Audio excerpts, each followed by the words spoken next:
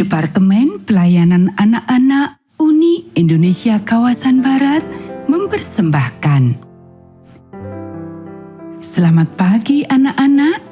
Kita akan merenungkan firman Tuhan melalui renungan pagi anak. Menjadikan Allah yang pertama. Hari ini tanggal 22 Juli. Mari kita awali dengan doa.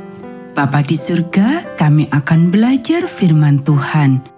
Tolong kami supaya kami dapat memahami firman Tuhan. Dalam nama Tuhan Yesus kami berdoa. Amin.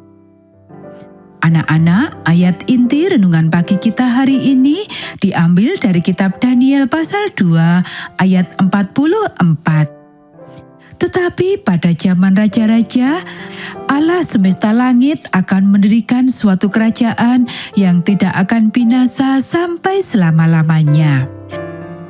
Kerajaan yang Yesus janjikan akan didirikan telah menjadi harapan bagi nabi-nabi, rasul-rasul, dan semua umat percaya sepanjang zaman. Anak-anak, hari ini adalah hari ulang tahun dari pendiri pekabaran Advent masa modern, yaitu J.N. Andrew. Dia lahir tanggal 22 Juli tahun 1829 di kota kecil Poland, Maine. Pada awal 1844, pada tahun orang Advent percaya bahwa Yesus akan datang pada bulan Oktober tahun itu, J.N. Andrew baru berusia 14 tahun. Satu hari, seperti yang diceritakan oleh W.A. Spicer, dia menemani Tuan Davis untuk mengadakan KKR di suatu tempat di Maine.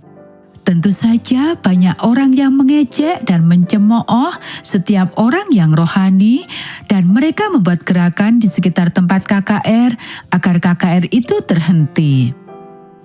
Ketika ejekan dan teriakan tidak dapat menghentikan khotbah Tuan Davis, salah satu di antara mereka maju ke depan dengan membawa cambuk untuk mencambuknya. John muda yang pemalu itu tidak mau temannya menderita sendiri. Maka dia melompat ke depannya dan mengatakan kepada orang yang membawa cambuk itu, "Kamu tahu Alkitab mengatakan bahwa kita harus menanggung beban satu dengan yang lain. Jika kamu mencambuk Tuan Davis, maka kamu juga harus mencambukku." Orang itu menahan cambuknya dengan berkata, "Tidak baik mencambuk seorang anak kecil." Kemudian dia berbalik dan pergi, dan gerombolan itu mengikutinya pergi. Ketika John berumur 17 tahun, dia menerima kebenaran Sabat.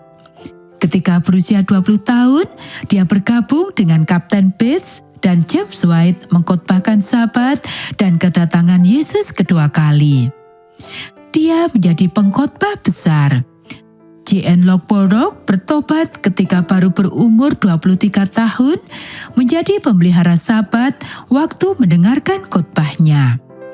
Dia adalah Presiden General Conference dari tahun 1867 sampai 1869, dan juga misionaris kita pertama yang ke Eropa di tahun 1874. Dia luar biasa dalam pengetahuannya akan Alkitab, dan dia dapat menghafalkan seluruh perjanjian baru. Anak-anak, hamba Allah yang luar biasa. Tapi pada waktu muda, dia hanya seorang anak yang mengasihi Tuhan dengan segenap hati. Mungkin Tuhan juga mempunyai pekerjaan besar bagimu. Anak-anak, demikianlah renungan pagi kita hari ini.